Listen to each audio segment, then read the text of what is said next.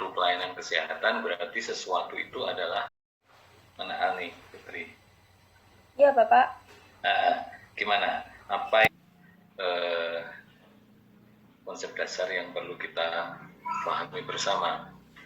Nah, saudara sekalian, mengawali hari ini, hari Senin, orang sering menyebut dengan money day gitu ya, karena hari Senin adalah hari awal kita beraktivitas, berkarya. Meskipun ada yang terkena sindrom hari Senin, biasanya karyawan-karyawan yang bekerja dengan terpaksa, ya, artinya penuh dengan tekanan dalam dunia kerjanya, maka hari Senin itu ada hari yang menyiksa gitu ya, sehingga muncul sindrom hari Senin. Tapi insya Allah kita mahasiswa dan dosen ini justru mengawali hari Senin ini dengan semangat, karena kita akan banyak beraktivitas di hari-hari berikutnya, dan itu merupakan bagian dari upaya kita menuju kesuksesan, ya. Maka setiap pagi bangun tidur, jangan lupa kita berdoa semoga hari ini, hari-hari kita diisi dengan kebaikan, dengan kebermanfaatan, ya, tetap produktif di masa pandemi, sehingga masa pandemi ini tidak mengurangi produktivitas kita. Kalau mahasiswa, produktivitasnya ya bagaimana Anda menghasilkan karya-karya sebagai mahasiswa. Ya, di antaranya karya Anda apa? Ya, menempuh pendidikan ini dengan sebaik-baiknya. Menempuh jenjang pendidikan S1 Kesmas ini dengan sebaik-baiknya, dengan upaya terbaik gitu ya. Dengan harapan nanti Anda bisa lulus, ya, syukur-syukur bisa tepat waktu, berkualitas, ya. IP penting untuk syarat administratif, tetapi untuk syarat fungsional, skill adalah kebutuhan. Nah, memang S1 tidak diciptakan atau diproduk untuk siap kerja, tapi sebenarnya lebih ke siap bentuk. Jadi Anda nanti terkadang kan berpikir, Pak, saya ini dari SKM, kenapa kok bekerjanya tidak inline dengan kesehatan masyarakat? Bisa jadi ada pertanyaan begitu. Nah, itu yang saya sampaikan tadi, bahwa mahasiswa itu, terutama S1 itu siap bentuk. Anda akan siap beradaptasi dimanapun nanti Anda akan berkiprah, menyesuaikan diri. Nah, kesanggupan kita menyesuaikan diri itu ya harus dibekali dengan hard skill dan soft skill yang baik, sehingga dalam proses adaptasinya Anda tidak banyak mengalami kesulitan. Syukur-syukur Anda tetap berkarya di sektor kesehatan, tetapi memang tidak menutup kemungkinan Anda akan keluar jalur gitu ya. Itu bukan kesalahan, karena memang mindset seorang sarjana itu adalah siap bentuk dengan sedikit peningkatan skill, ya, dengan misalkan pelatihan bisa di-upgrading melalui diklat, ya, pendidikan dan pelatihan dalam tempo yang ditentukan, itu skill akan segera terasah. Tapi modal dasarnya kita sudah punya. Mindset kita, mindset problem solving itu kita sudah punya. Nah, itu yang membedakan Anda dengan lulusan D4 atau D3. Kalau diploma adalah jalur vokasi, memang yang dituntut adalah siap kerja. Mereka diberi skill-skill yang mampu, ya, mengeksekusi suatu pekerjaan sesuai dengan bidang ilmunya. Jadi itu yang membedakan antara program pendidikan akademik dan program pendidikan vokasi. Ini sekedar sebagai prolog di hari Senin, biar Anda tidak langsung pemanasan dulu lah kalau olahraga, ya, peregangan gitu, biar Kalau perlu senyum-senyum dulu gitu ya. Dari tadi pagi saya sudah mulai senam mulut gitu ya, senam muka gitu ya. Biar ngomongnya nggak belepotan. Ngomong di pagi hari ini nggak mudah, ya, masih kaku semua, perlu peregangan dan lain sebagainya. Nah, baik saudara sekalian, kita sekarang memasuki materi di manajemen mutu.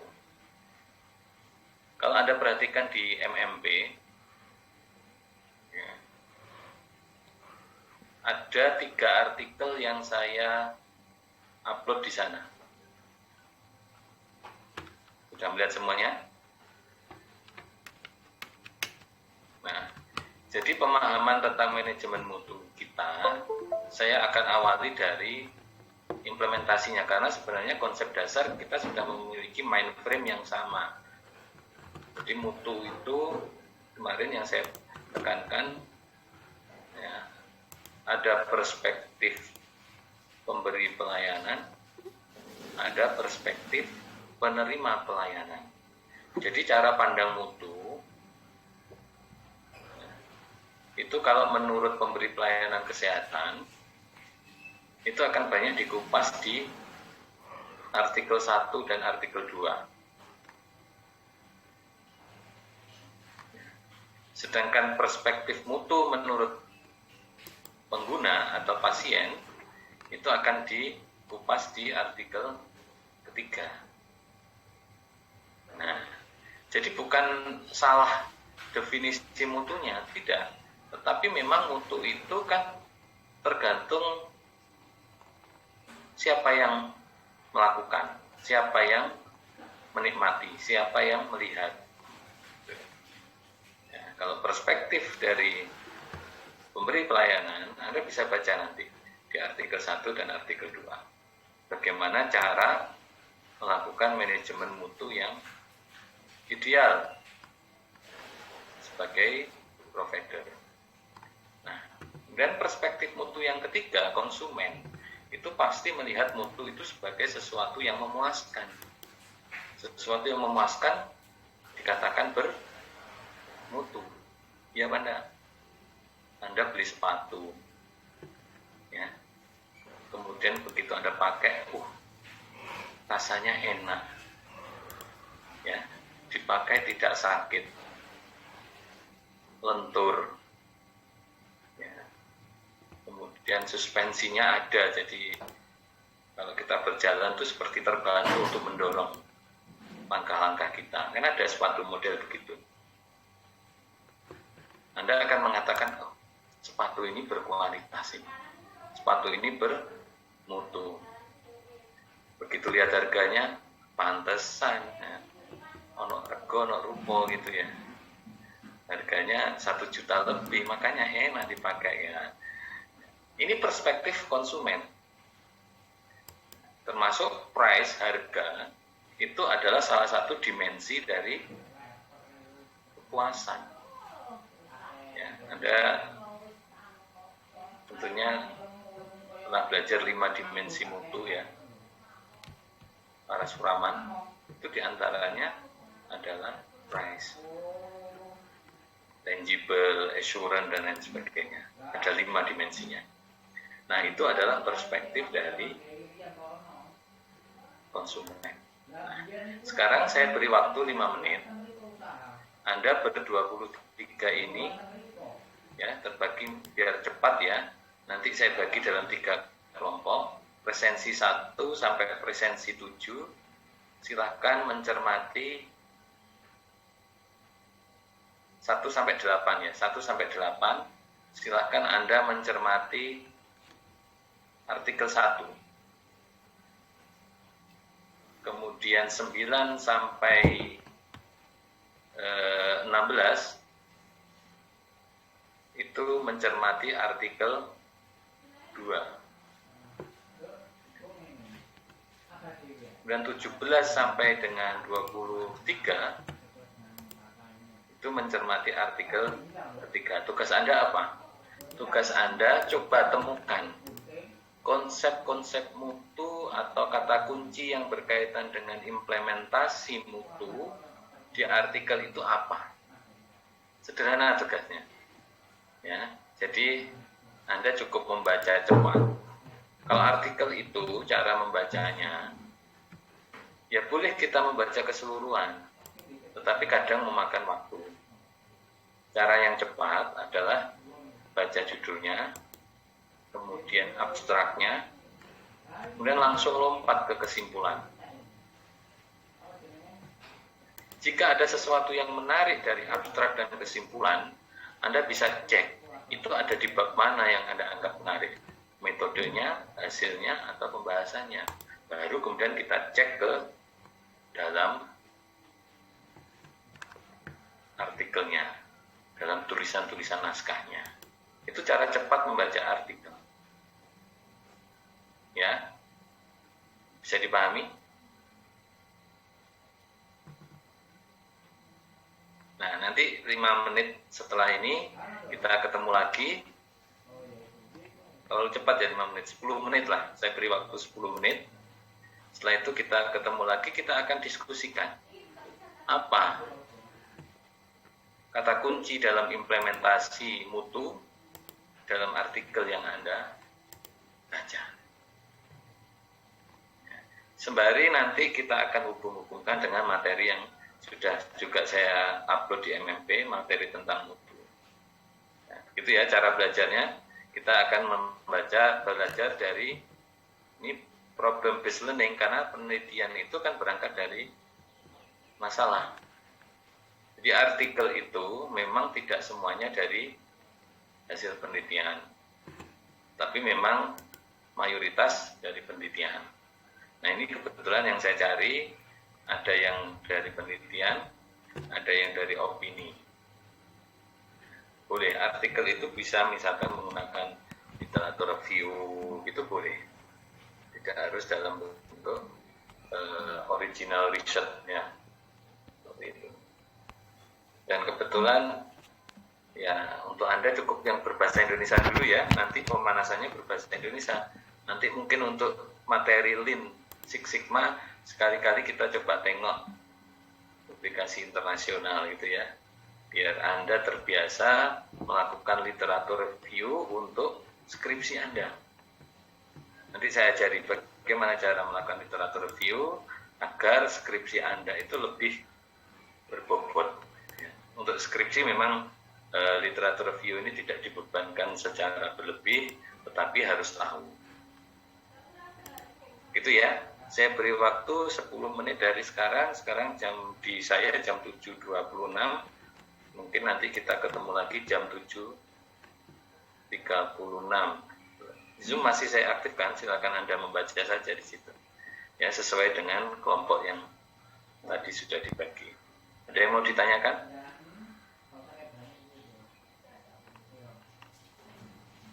Jelas ya? Silakan.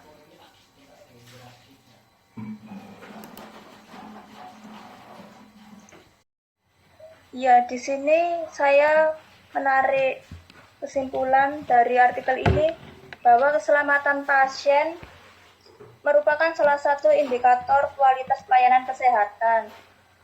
Meskipun data insiden keselamatan pasien di fasilitas pelayanan kesehatan tingkat pertama belum akurat di Indonesia, namun keselamatan pasien menjadi isu penting dalam peningkatan kualitas pelayanan. Puskesmas X Kota Surabaya adalah salah satu fasilitas pelayanan kesehatan yang menerapkan upaya keselamatan pasien sebagai salah satu bentuk peningkatan mutu pelayanan kesehatan. Namun di Puskesmas X sendiri terdapat hambatan dan kekurangan dalam pemenuhan standar upaya keselamatan pasien di Puskesmas X, yaitu perlu optimalisasi penerapan upaya keselamatan pasien dari seluruh pihak yang terlibat.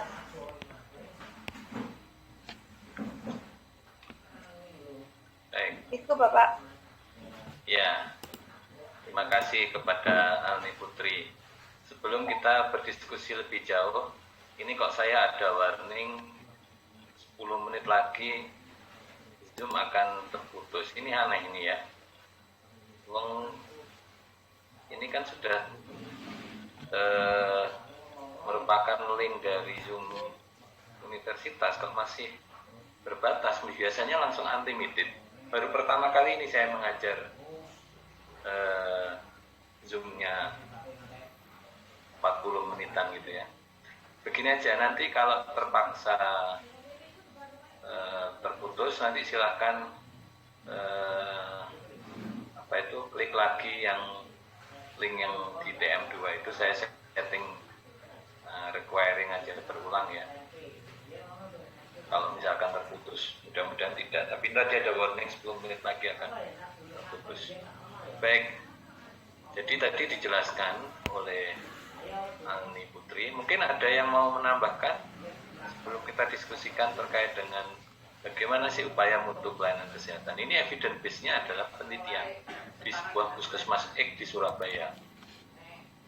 Ya, gitu.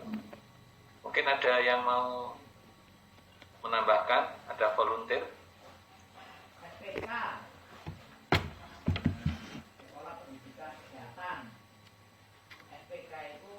Dari nomor absen 1 sampai nomor 8 mau menambahkan?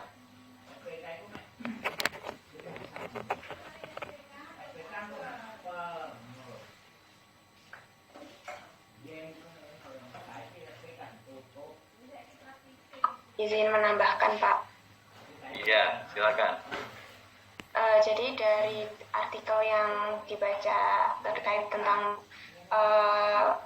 mutu di puskesmas, jadi di artikel ini lebih menyoroti terkait dengan kepuasan pasien, terutama untuk keselamatan di pasien itu, Pak. Jadi di artikel ini menekankan bahwa kepuasan pasien ini menjadi salah satu tolak ukur untuk menentukan mutu pelayanan di puskesmas. Juga di puskesmas yang diteliti ini mengedepankan di manajemen resikonya, dan setelah dilihat oleh peneliti ini ternyata ada beberapa kekurangan. Jadi seperti upaya keselamatan pasien yang harusnya seperti tahap-tahapnya itu ternyata beberapa petugas masih ada yang belum paham terkait sosialisasi ini, dan untuk pengukuran, pengumpulan, dan evaluasi sasaran keselamatan pasien juga beberapa petugas masih kurang tepat, seperti komitmen terhadap waktu untuk pengumpulan dan evaluasi sasaran. Mungkin seperti itu. Terima kasih. Ya, terima kasih Esther.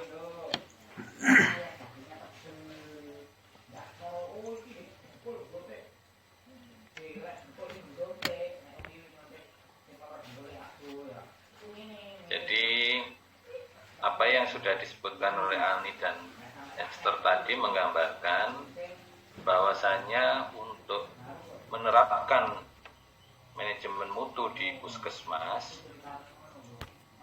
ya,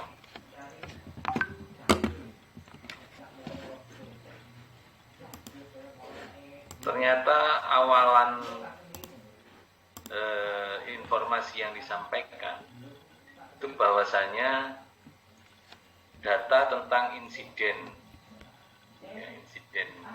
kejadian yang dianggap tidak menyenangkan bagi pasien atau biasanya disebut dengan IKP gitu ya, nanti di insiden keselamatan pasien.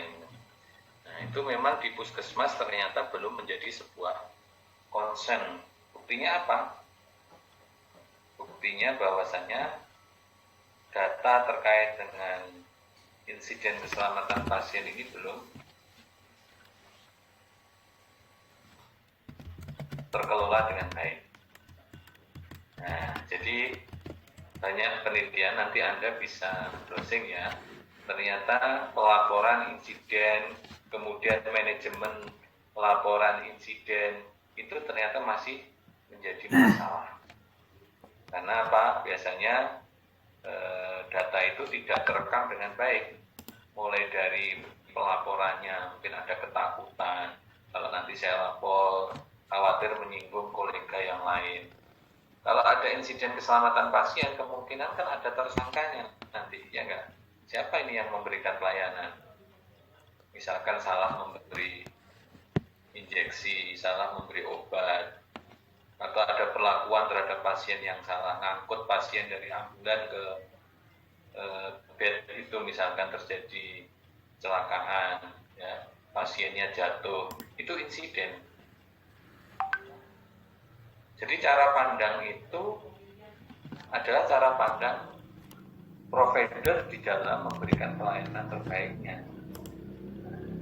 Jadi ini peluang ini.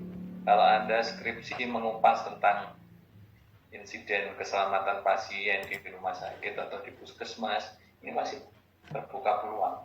Teman saya disertasi lulus 1 bulan yang lalu juga berisi tentang ini, manajemen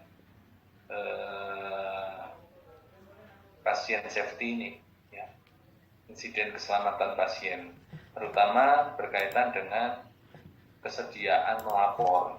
Kalau di rumah sakit insiden banyak, tetapi yang terlapor sedikit. Ini kenapa? Ini yang dikuak oleh teman saya, sehingga bisa menjadi sebuah disertasi. Bayangkan, sederhana ya, terkesan. Tapi kalau dikupas mendalam, ternyata bisa menjadi sebuah kajian ilmiah. Mengapa insiden keselamatan pasien ini perlu data yang akurat? Karena kalau terjadi insiden, itu pasti mengurangi mutu. Ya enggak? Berarti ada sesuatu yang dalam tanda petik tidak memuaskan pasien, bahkan mengancam keselamatan pasien. Padahal mutu itu arahnya bagaimana meningkatkan keselamatan, meningkatkan kepuasan pasien. Jadi di langkah awalnya saja ini sudah memungkinkan Anda melakukan kajian-kajian mutu yang menarik, mulai dari insiden keselamatan pasien. Sepertinya di FKM belum banyak ini, yang di FKM UNED yang meneliti. Saya nggak tahu sih ya, saya baru hadir 1 tahun terakhir ini ya mengikuti perkembangan skripsi. Tapi apakah isu atau tema insiden keselamatan pasien ini sudah menjadi bahan kajian yang diminati mahasiswa? Saya kurang terlalu melihat. Beberapa kali saya uji belum menemukan ini. Mungkin ada yang sudah tahu. Ada enggak pernah mengikuti sempro atau apa yang mengupas tentang insiden keselamatan pasien? Belum ya? Nah, peluang. Ini sekedar sekalian kan, sekaligus Anda bisa mengkonfirmasi diri Anda sendiri sejauh mana kesiapan skripsinya. Jadi isu mutu yang pertama itu adalah tentang data insiden kalau di pelayanan kesehatan. Itu menarik untuk kita jadikan sebagai bahan kajian. Nah, kemudian yang kedua, kalau Anda perhatikan di kesimpulan,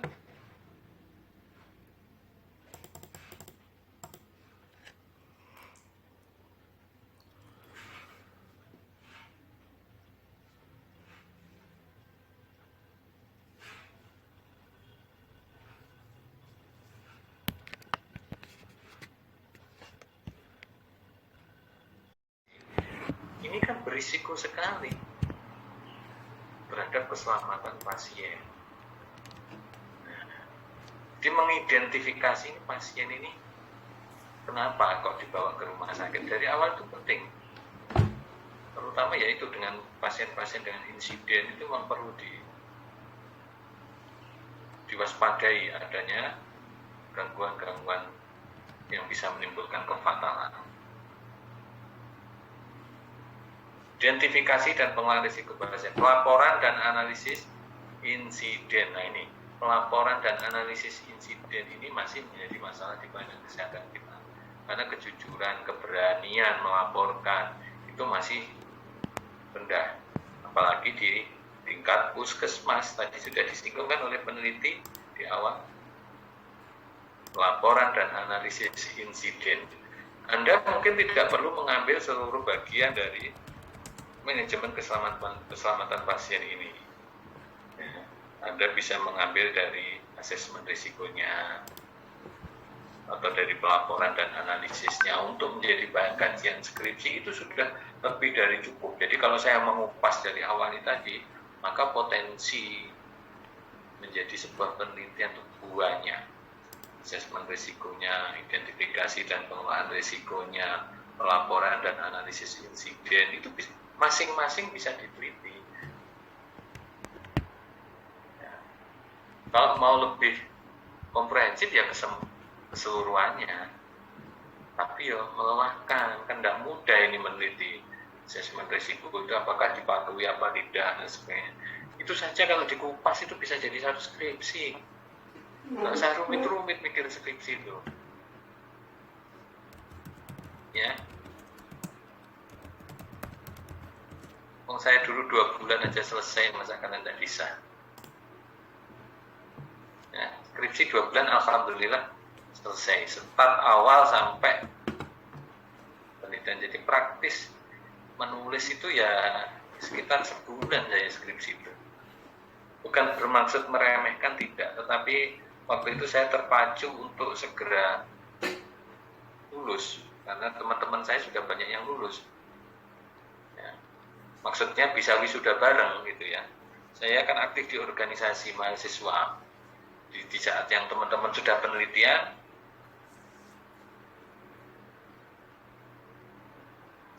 saya masih belum bimbingan begitu ya. Ya. Tapi akhirnya finishnya bareng dan bisa wisuda bersama. Dari 88 mahasiswa, ada 70 mahasiswa yang lulus tepat waktu. 4 tahun. Persis itu. Jadi kita wisuda itu ya sudah kayak pindah kelas gitu aja. Nggak ngecer sedikit gitu, enggak. Alhamdulillah.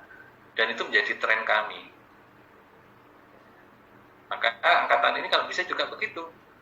Satu minat AKK ini 22 angkatan ini 2018 ini komitmen. Ayo masuk bareng, keluar bareng. Keluar barengnya itu jangan keluar bareng-bareng telat, maksudnya bareng tepat waktu. Nah, kembali lagi ke bahasan manajemen mutu di puskesmas.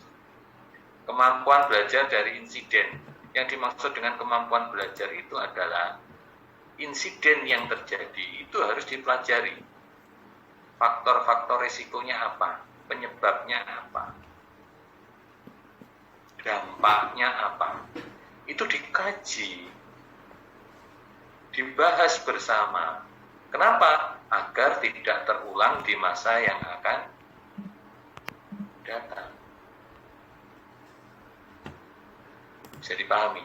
Sebegitu concern kita terhadap manajemen mutu. Kemudian implementasi solusinya. Nah, solusinya bagaimana agar itu tidak terulang lagi?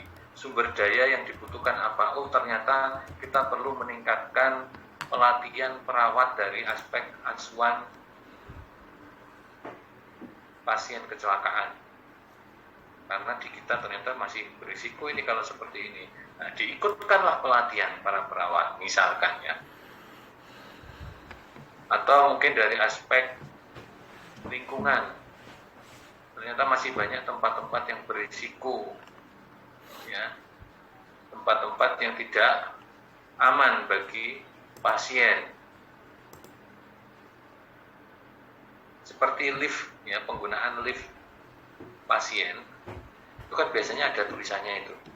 Hanya untuk pasien, gitu ya. Kenapa? Itu emergensi. Jadi kalau tangganya tinggi, misalkan ada rumah sakit 10 lantai, bayangkan kalau membawa pasien menggunakan jalur tangga biasa. Nah, itu akan memakan waktu. Terkadang pasien itu memerlukan tindakan-tindakan CITO, emergensi.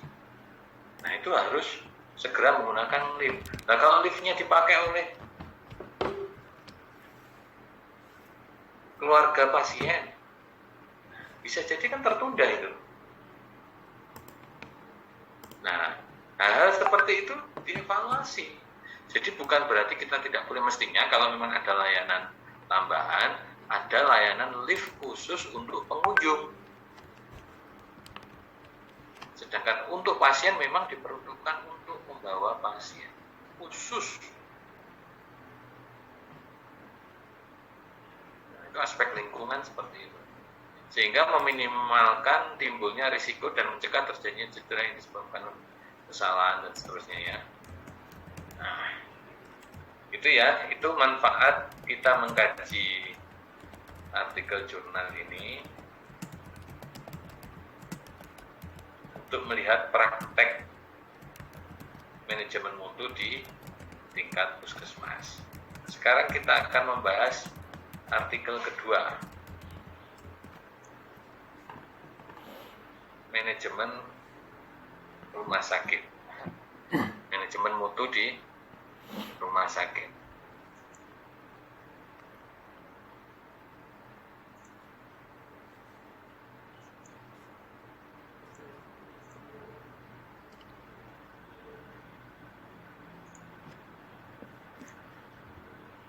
Jadi nomor presensi 9 sampai 16 ya tadi ya.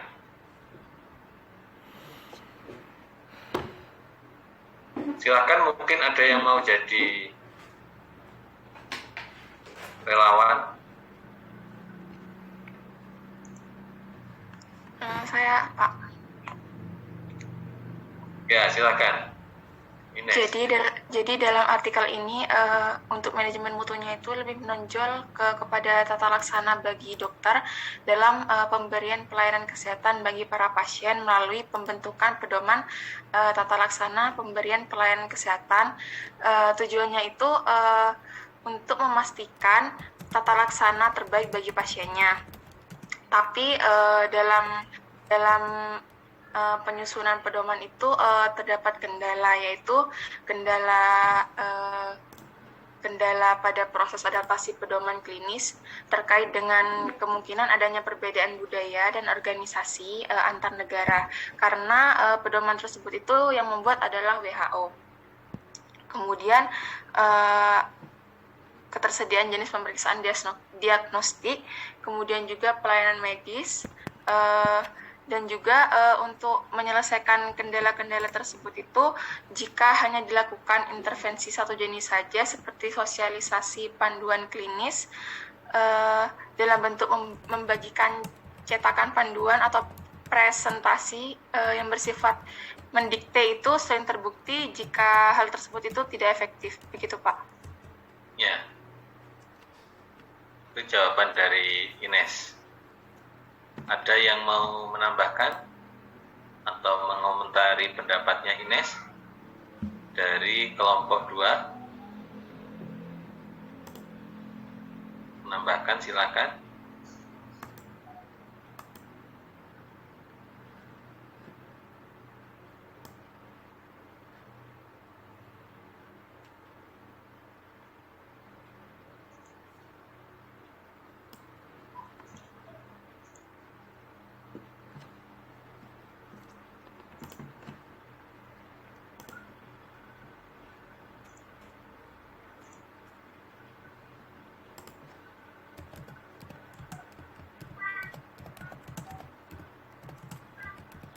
Ayo, silakan satu lagi. Saya tunggu sampai sore.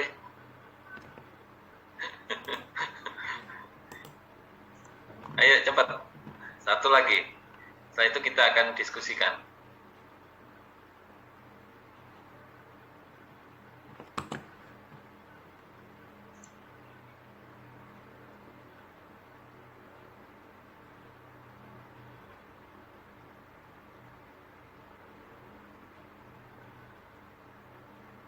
Didimus mana, Didimus? Hadir, Pak. Nah, Bim. Panggilanmu siapa ini? Didimus. Didi apa? Atau Didi juga bisa. Ya, kurang lebih sama, Pak, sama Ines. Ya, kurang lebih sama Ines. Untuk menerapkan manajemen mutu di rumah sakit. Apanya yang sama? Pendapatnya. Untuk coba diulangi lagi. Ya, untuk menerapkan manajemen mutu di rumah sakit itu diperlukan tata kelola klinis yang baik. Untuk tata kelola ini dapat diterapkan melalui pedoman klinis. Nah, pedoman klinis itu ditujukan dalam rangka kepada para dokter yang merawat pasien di rumah sakit untuk memberikan kemudahan akses terhadap panduan terkini dalam rangka memastikan tata laksana yang baik bagi pasien, juga meningkatkan mutu rumah sakitnya. Begitu, Pak.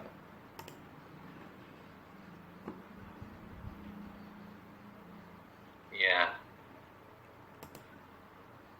Jadi baik. Ini share screen saya yang tampil apa sekarang? Artikel ya?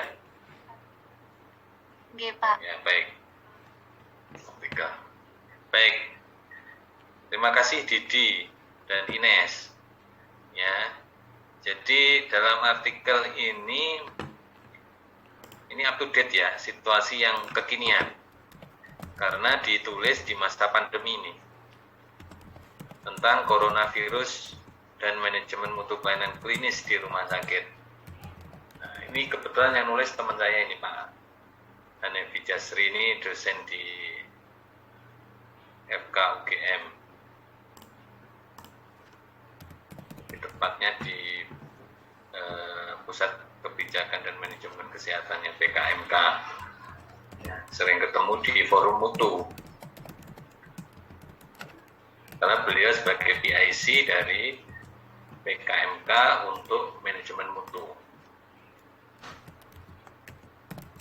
Kalau Anda mau concern dengan mutu, ya, nanti saya sampaikan websitenya. Websitenya bisa diakses di kebijakankesehatanIndonesia.net.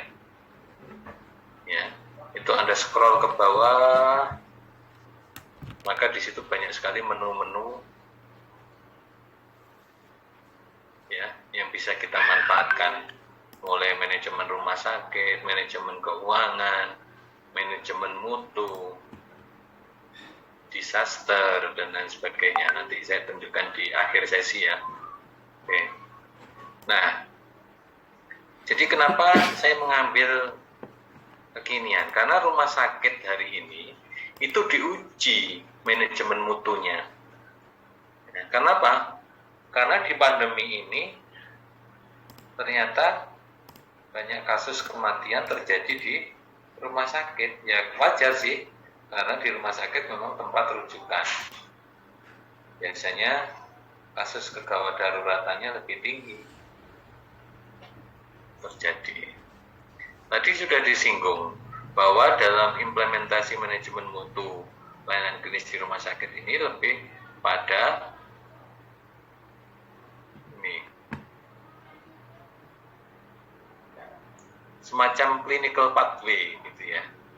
Jadi ada suatu panduan klinis yang mestinya itu menjadi acuan bagi seluruh praktisi medis, terutama dokter ya, di rumah sakit. Tidak hanya dokter sih, perawat juga demikian ya, karena yang berkaitan langsung dengan pasien COVID gitu ya. Karena COVID ini kan sesuatu yang baru, diperlukan suatu proses yang cepat untuk menemukan ya standar-standar pelayanan yang sesuai dengan kondisi COVID, baik dari obatnya, dari tindakan klinisnya, ya, sampai dari alat-alat kesehatannya. Itu rumah sakit harus cepat berpikir bagaimana bisa memenuhinya. Makanya mereka ya sering mengadakan forum-forum diskusi best practice dari rumah sakit lain seperti apa, agar menemukan, tadi disinggung oleh Ines, faktor organisasi budaya itu mempengaruhi. Kenapa? Karena budaya terbuka, budaya untuk berdiskusi, mencari solusi, itu menentukan keberhasilan menemukan best practice dalam penanganan kasus COVID. Sebenarnya tidak hanya COVID, seluruh penyakit mestinya juga dikaji begitu. Rumah sakit A menemukan best practice penanganan emergensi penyakit jantung misalkan. Itu segera dipublikasikan, di-share, kemudian didiskusikan. Bagaimana upaya-upaya itu ternyata meningkatkan ya keselamatan pasien. Pada pasien emergensi itu lebih banyak selamat daripada tidak selamatnya. Nah, itu mereka kupas dalam sebuah forum-forum diskusi. Mereka biasanya punya kolegium atau asosiasi profesi yang berdasarkan tidak hanya ID ya. Kalau ID itu kan payung besarnya. Nah, di dalamnya kan ada spesialis A, spesialis B, dan seterusnya. Nah, forum-forum itu yang akan banyak mengupas tentang itu. Dan keterbukaan itu menjadi penting. Jangan rumah sakit A menemukan suatu formulasi yang baik, diem. Kenapa? Nanti kalau rumah sakit ngikut kita, jadi image kita bisa jadi diadopsi oleh rumah sakit lain. Ya. Nah, itu budaya, itu tidak boleh. Mestinya berbagi itu menjadi sebuah budaya, gitu. Bukan menahan diri untuk tidak berbagi. Itu. Standar pelayanan klinis nah, itu mestinya diatur. Nah, ini clinical guidelines ya. Clinical guidelines ini menjadi sebuah acuan, menjadi pedoman klinis. Diterapkan dan dievaluasi sebagai bagian dari manajemen mutu pelayanan klinis ini.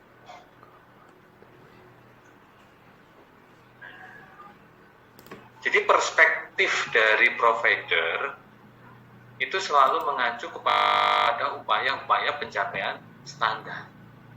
Nah, untuk mendapatkan standar itu kan tidak mudah. Perlu ada kajian, perlu ada kesepakatan. Kenapa?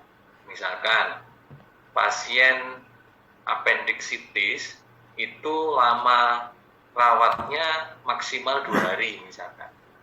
Bisa enggak kita menemukan standar pelayanan untuk appendicitis, usus buntu appendicitis itu 1 hari? Ya kan? Nah, kalau ada rumah sakit yang bisa menemukan standar pelayanan seperti itu, segera disampaikan dan disimulasikan ke pasien-pasien. Begitu caranya mengembangkan mutu, karena mutu ini dinamis. Tidak bisa standar yang kita pakai hari ini akan tetap bertahan sampai masa yang akan datang. Bisa jadi standar itu direvisi terus. Itu yang saya maksud.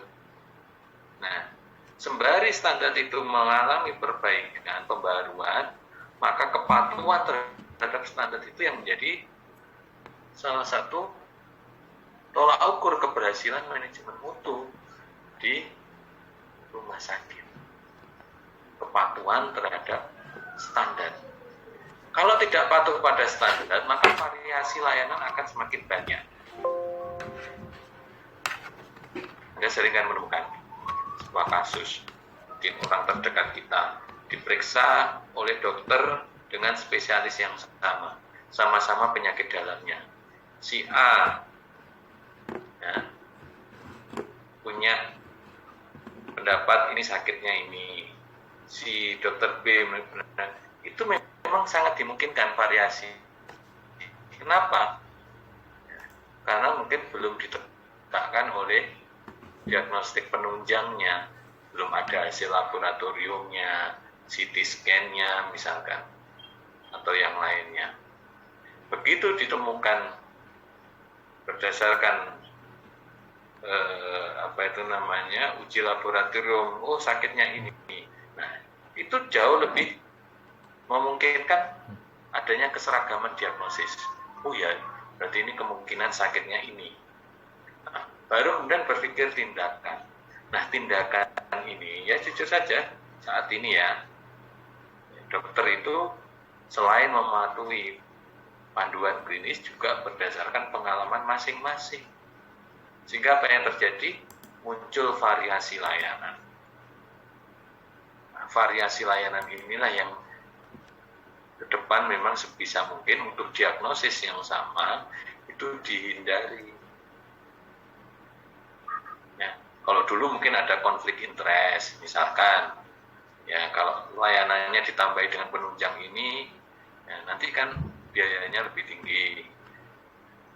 Kalau sekarang ini diminimalisir itu dengan adanya paket INA CPGs. Ada yang tahu INA CPGs apa? Ada yang tahu INA CPGs? INA apa INA?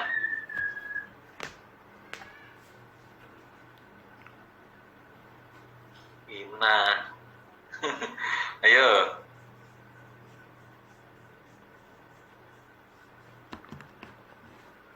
Kalau Malaysia itu kan MAS, ya, MAS, Indonesia INA gitu ya.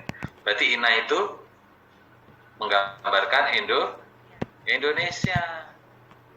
CPGs, Case Based Group. INA CPGs ini adalah salah satu dasar dalam penetapan tarif JKN di rumah sakit. Jadi INA CPGs tidak lagi melihat item-item tindakan. Yang dilihat itu adalah diagnosisnya. Ketika diagnosisnya sama, maka seluruh rumah sakit akan mendapatkan ganti biaya yang sama. Kenapa? Ini sebagai upaya untuk mengurangi variasi dalam layanan pasien dengan diagnosis yang sama. Bisa dipahami enggak? Bisa dicerna enggak apa yang saya sampaikan?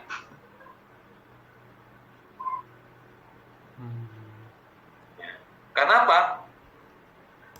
Kalau diagnosisnya appendicitis, penggantinya ya tetap sama 4 juta misalkan. Meskipun di rumah sakit A itu diberi tambahan ini, tambahan itu. Nanti pada saat diklaim diajukan reimburse-nya ke BPJS, itu besaran gantinya tetap sama. Nah, makanya itu pihak rumah sakit hari ini terus harus mencoba menemukan suatu praktek-praktek terbaik agar muncul yang namanya kendali mutu dan kendali biaya. Nanti akan dibahas di pertemuan selanjutnya oleh Bu Yana. Kendali mutu dan kendali biaya. Mutunya tetap terjaga, biayanya tetap terjaga efisien. Itu bagaimana? Nah, gitu. Di era JKN itu sangat memungkinkan. Karena apa? Karena biaya tidak berbanding lurus dengan banyaknya tindakan. Kalau dulu semakin banyak tindakan, biaya yang harus dibayar oleh pasien semakin besar. Ya, no? Nah, itu direnung-renungkan. Oh, ke sana ya arahnya. Kendali mutu dan kendali biaya. Akan disinggung. Jadi prinsipnya dalam materi artikel yang sekarang ada apa itu baca ini sebagaimana yang disampaikan oleh siapa tadi, Ines ya sama Didi ya. Ya, itu betul. Di kepatuhan terhadap pedoman klinis.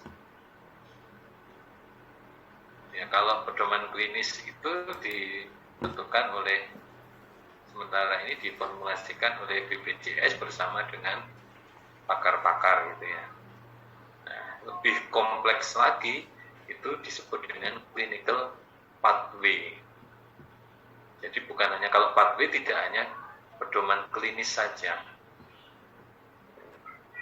Di sana penanganan pasien mulai pasien datang sampai pulang itu diatur dalam clinical pathway. Mestinya pihak rumah sakit bisa menjadikan clinical pathway ini sebagai standar pelayanan. Selain itu kan untuk apa itu namanya pemenuhan standar-standar input proses output, rumah sakit juga punya standar akreditasi rumah sakit. Karena sekali lagi rumah sakit yang tidak terakreditasi tidak bisa bekerja sama dengan BPJS dalam layanan JKN. Gitu ya. Nah, ini menarik sebenarnya kalau mau dikupas lebih banyak sekali rumah sakit ini tentang dinamika manajemen mutunya. Kalau Anda mau mencari referensi, baca ini. Jadi kalau cari referensi tentang topik skripsi Anda, cari aja, baca di jurnal begini, lihat referensinya, kemudian cari di internet. Gitu caranya. Baik, saya pikir cukup untuk kelompok 2, Mas, waktunya tinggal 10 menit. Yang terakhir adalah kelompok 3. Nah, kelompok 3. Coba, Stefani, apa yang bisa Anda sampaikan terkait dengan mutu dari perspektif konsumen atau pasien dari artikel ketiga? Silakan. Pada artikel ketiga ini meneliti tentang keselamatan pasien, kepuasan pasien yang dipengaruhi oleh keselamatan pasien di rumah sakit. Dan dari penelitian ini ditujukan bahwa keselamatan pasien ini mempengaruhi kepuasan pasien.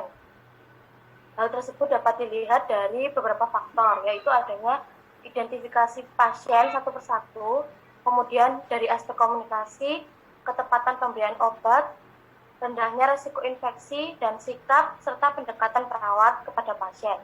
Faktor-faktor tersebut mempengaruhi kepuasan pasien di rumah sakit. Kemudian ditemukan juga adanya beberapa insiden keselamatan pasien serta masih belum optimalnya kehandalan perawat di rumah sakit tersebut. Dan kepuasan pasien masih di bawah standar pelayanan minimal yang sudah ditetapkan. Ya, bagus sekali. Jadi Anda bisa mengambil suatu pelajaran dari artikel ketiga ini, bagaimana pasien menilai mutu bagi layanan rumah sakit. Jadi persis apa yang disampaikan Stefani tadi, bagus kan? Anda bisa melihat faktor-faktor yang menyebabkannya, mempengaruhinya. Ini akan memberikan satu pencerahan bagi Anda. Oh, ternyata begini bisa ya untuk dijadikan sebagai sebuah penelitian. Karena selama ini kalau Anda meneliti kepuasan, seringkali yang diteliti adalah dimensi dari kepuasannya. Tidak melihat faktor-faktor yang menyebabkan kepuasan. Nah, kalau faktor-faktor, itu variabelnya terpisah. Faktor-faktor itu variabelnya terpisah, misalkan tadi kemampuan perawat dalam melayani. Kemampuan perawat itu kan diukur sendiri kalau dalam penelitian. Bukan dimensi dari kepuasan. Kalau dimensi dari kepuasan itu ya misalkan dari sisi persepsi, dari sisi tangible. Persepsi, lebih ke arah persepsi. Assurance-nya, price-nya, kecepatannya gitu. Tidak salah Anda meneliti dimensi dari kepuasan, tidak salah. Tetapi Anda meneliti faktor yang menyebabkan kepuasan, itu juga lebih baik di dalam sebuah penelitian. Jadi kalau membaca skripsi kepuasan itu tidak melulu dimensi atau indikator dari kepuasan. Jadi faktor-faktor yang menyebabkan kepuasan. Dan tadi dijelaskan keselamatan pasien itu bisa menjadi faktor penyebab kepuasan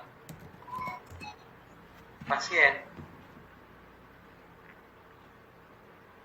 Jelas dong ya. Kan kita dirawat di rumah sakit itu kan menginginkan agar selamat, agar sehat, kan begitu. Sederhana logikanya kan begitu. Ya. Kalau buat apa ke rumah sakit malah justru menimbulkan masalah baru? Itu yang dikupas di artikel ketiga. Nah, sekarang sebelum diakhiri, ya, saya akan menunjukkan cara membaca artikel yang lebih cepat. Latar belakang itu penting, jadi abstrak itu harus dibaca. Karena di dalam abstrak itu, yang pertama itu akan ada gambaran singkat latar belakang penelitian dilakukan. Kemudian tujuan. Nah, jadi tujuan itu harus dilihat. Ini mau apa sih, artikel ini mau menjelaskan apa? Nah, ternyata ini penelitian ini bertujuan, nah inilah maksud saya. Nah, bertujuan mengidentifikasi hubungan penerapan keselamatan pasien dengan kepuasan pasien.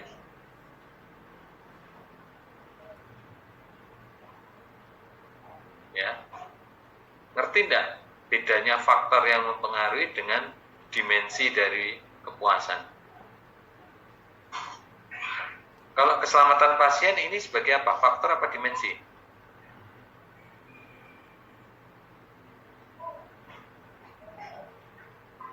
Dari kepuasan pasien. Ini faktor apa dimensi? Keselamatan pasien. Vega, gimana Kak? Menurutmu penerapan keselamatan pasien itu faktor atau dimensi? Dimensi itu bagian, jadi unsur. Jadi kalau ngomong tentang lingkungan, misalkan dimensinya apa? Ada lingkungan fisik, ada lingkungan non fisik. Itu adalah dimensi dari lingkungan. Tapi kalau faktor-faktor yang mempengaruhi lingkungan, berarti ada satu konsep atau satu variabel terpisah dari dimensi lingkungan tadi yang mempengaruhi kualitas lingkungan.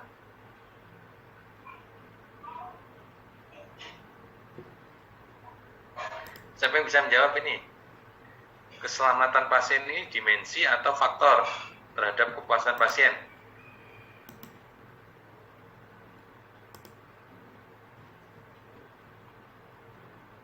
Cindy, menurutmu? Masa kurang jelas? Ayo cepat, nggak usah takut-takut. Dimensi mungkin Pak. Nah, kalau dimensi, tadi kan sudah saya sebutkan, dimensi itu bagian dari variabel itu sendiri. Kalau kepuasan ini kan bukan bagian dari bukan keselamatan pasien, penerapan keselamatan pasien ini kan bukan dari kepuasan. Kepuasan ini adalah miliknya pasien, penerapan keselamatan pasien itu adalah miliknya rumah sakit. Jadi kalau diukur dia sendiri-sendiri mestinya. Penerapan keselamatan pasien merupakan sebuah variabel sendiri, kemudian kita ukur apa saja dimensinya dari keselamatan pasien. Begitu juga kepuasan pasien. Kita ukur dengan melihat dimensi-dimensinya atau indikator-indikatornya. Nah, kepuasan pasien indikatornya apa? 5 dimensi mutu. Itu indikator kepuasan. Ya. Jadi penerapan keselamatan pasien di sini adalah sebagai faktor. Faktor yang menyebabkan kepuasan. Jadi dipahami. Kalau belum bisa, renungkan nanti. Ya, ini yang sering saya menemukan kesalahan atau kesulitan di mahasiswa ya. Mungkin karena pemahaman tentang konsep dan variabel yang lemah. Nah, mestinya itu dikuatkan di mata kuliah filsafat ilmu dan kuliah metodologi penelitian. Di lemahnya pemahaman mahasiswa tentang apa itu konsep, apa itu variabel, itu yang mengakibatkan kesulitan di dalam menggambarkan hubungan antar variabel. Oke, ini sekedar wawasan bagi Anda. Terakhir dari saya ingin menunjukkan kalau Anda ingin mencari literasi tentang manajemen mutu, silakan.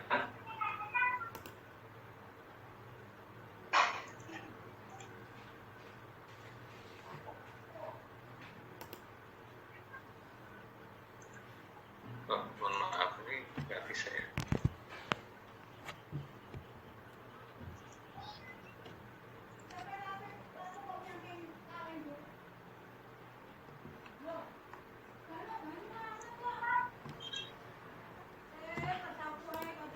Atas ini.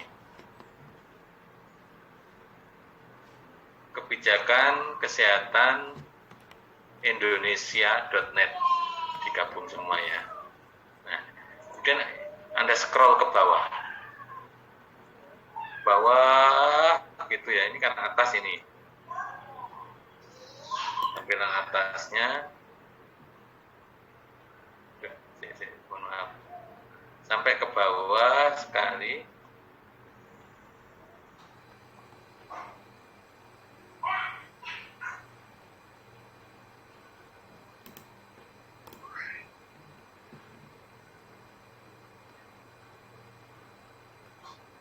Nggak kelihatan gambarnya ya?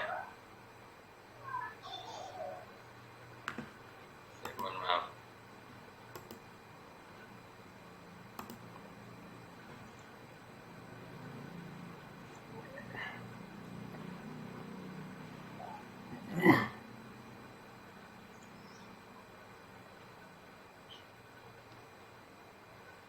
Kok jadi video conference ya?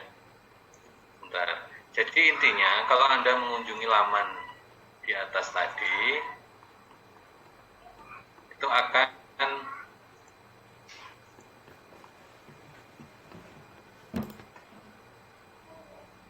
menemukan banyak sekali link-link ke website lainnya yang bisa Anda gunakan untuk mengkaji topik-topik di peminatan AKK. Ya, ini website favorit saya karena ini punyanya UGM ini sebenarnya. Ya, karena saya banyak berinteraksi dengan kegiatan-kegiatan di PKMK UGM. Saya pernah 2 kali dapat beasiswa untuk seminar internasional, ya, karena artikel saya diterima dan didanai, sehingga saya berkesempatan untuk menyampaikan di forum internasional terkait dengan hasil kajian saya.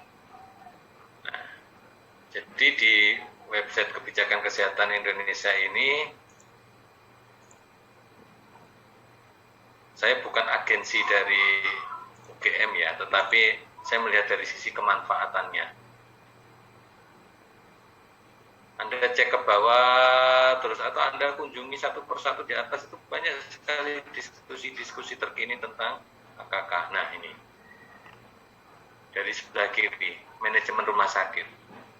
Ini kalau Anda klik diskusi-diskusi tentang seputar manajemen perumah sakitan di sini. Sebelah kanannya manajemen pelayanan kesehatan, ini lebih general. Karena pelayanan kesehatan itu meliputi preventif, promotif, kuratif, dan rehabilitatif. Kalau rumah sakit ya lebih banyak ke kuratif kan begitu. Bawahnya lagi ada manajemen pembiayaan kesehatan. Diklik aja. Ini lebih spesifik pendidikan kedokteran. Nah, ini disaster, ini bencana kesehatan. KIA, manajemen COVID, ini baru ini manajemen COVID ini. Kebijakan AIDS di Indonesia, Anda yang meneliti SKN. Di sini banyak diskusi-diskusi sekaligus literatur. Jadi ada pustaka-pustaka yang bisa Anda kunjungi, yang bisa diakses, di-download. Termasuk mutu pelayanan kesehatan. Kelihatan ya?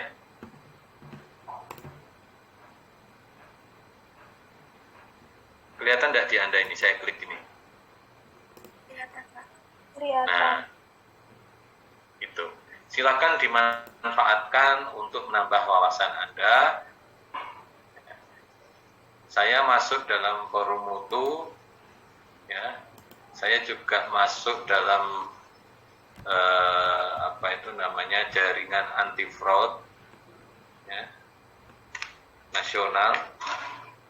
Itu sebagai sarana saya untuk belajar, ya. Menambah wawasan, menambah pengalaman, menambah jejaring, dan seterusnya. Termasuk dulu sebenarnya S3 saya ini direkomendasi untuk di UGM sebenarnya.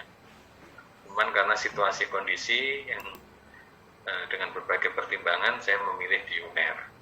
Ya karena interaksi saya banyak dengan teman-teman UGM. Saya pernah diundang ke Makassar, Surabaya, seterusnya. Demikian ya, sekedar informasi. Untuk minggu depan akan diisi oleh Bu Yana. Materi-materinya sebagaimana tercantum di kontrak.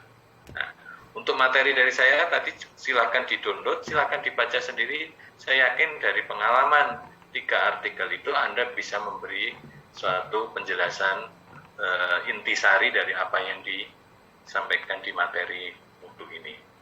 Selanjutnya nanti akan diterapkan dalam berbagai macam metode pendekatan mutu. Ada quality assurance, ada total quality management, ada lean, ya, ada lean management, ya, Six Sigma misalkan. Nah itu bentuk-bentuk implementasi mutu. Tapi substansi mutu Anda sudah, terutama di pelayanan kesehatan ya, Anda sudah mendapatkan gambaran melalui 3 artikel tadi. Paling tidak sebagai pemahaman awal itu sangat membantu kita dalam mencerna apa sih yang dikaji dalam manajemen mutu ini. Sebelum saya akhiri, ada yang mau ditanyakan, disampaikan?